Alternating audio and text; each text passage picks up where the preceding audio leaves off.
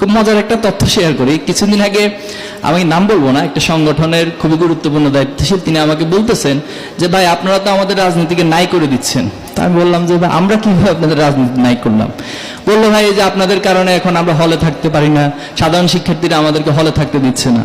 তো বললাম ভাই হলে থাকবেন, আপনার মাস্টার্স কখন শেষ হয়েছে? বললো ভাই 8 বছর আগে মাস্টার্স শেষ হয়েছে। তো 8 বছর আগে মাস্টার্স শেষ হয়েছে, আপনি হলে থাকবেন কেন ভাই? বলে যে না আগে তো থাকতো, আগে তো আমাদের যারা বড় ভাইরা ছিল তারা হলে থাকতো, তারা 8 বছর না 18 বছর পর্যন্ত থাকলেও কোনো সমস্যা ছিল না। আর এখন মাস্টার শেষ করে 2 বছর পরে সাধারণ শিক্ষার্থীরা আমাদেরকে চাপ দিয়ে বের করে দিচ্ছে। তো বললাম যে এখানে আমাদের দায় কি? আপনারাই তো এটা করতেছেন। আমি বললাম যে না ভাই এটা তো সাধারণ শিক্ষার্থীদের দাবি, আমাদের দাবি। আরে ভাই এগুলো সব বুঝে আপনারা সাধারণ শিক্ষার্থী হয়ে আমাদেরকে মূলত এই কাজ করতেছেন।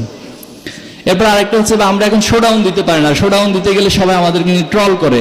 আমরা ভাই অমুক ভাই তমুক ভাইয়ের যে হাজার হাজার পোস্টার এগুলো ক্যাম্পাসে এখন ছড়াইতে পারতেছি না, দিলেও হচ্ছে শিক্ষার্থীরা ছিঁড়ে ফেলতেছে। এটা আমরা কিভাবে নাই করলাম?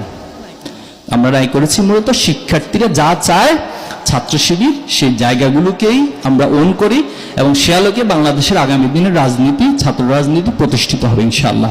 আমরা বিষয় দৃঢ় প্রতিজ্ঞ যে শিক্ষার্থীদের কল্যাণের বাহিরে কোনো ব্যক্তি কেন্দ্রিকতা, কোনো ব্যক্তি পূজা অথবা হচ্ছে ব্যক্তির স্বার্থ হাসিল নামক কোনো রাজনীতি বাংলাদেশে চলবে না ইনশাআল্লাহ। ছাত্র রাজনীতি হবে ভবিষ্যতের নেতৃত্ব তৈরির জন্য। বাংলাদেশের পলিসি মেকিং এ ছাত্ররা ভূমিকা রাখবে, তাদের কাছ থেকে পলিসি পেপার আসবে যেটা রাষ্ট্রের গুরুত্বপূর্ণ সিদ্ধান্তের ক্ষেত্রে ভূমিকা রাখবে। আমরা এমন ছাত্র রাজনীতি চাই এবং সেই ছাত্র রাজনীতি যতক্ষণ থাকবে, যতক্ষণ চলবে, ততক্ষণে আমরা সেটার সাথে সবাই আছি ইনশাআল্লাহ। আমরা শেষ করি প্রশ্ন। ঠিক আছে, শুকরিয়া। প্রিয় ভাই এবং বোনেরা, খুবই সংক্ষিপ্ত কয়েকটি বিষয়। নাম্বার 1 হচ্ছে, দেখুন প্রতিটি মানুষেরই একটি স্বপ্ন থাকে। আপনি নিজের কনসাস মাইন্ডের স্বপ্ন দেখেন, আবার সাবকনসাস বা আনকনসাসলি অনেক সময় অনেক কিছু স্বপ্ন দেখেন।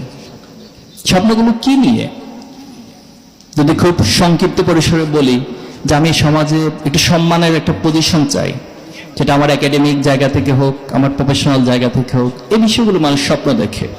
সমাজে অন্তত আমি সম্মানের সাথে বেঁচে থাকবো, আমার জীবিকা নির্বাহের যে উপাদানগুলো রয়েছে সেটা আমি ভালোভাবে অর্জন করব, এই বেসিক কিছু বিষয় মানুষ চায়।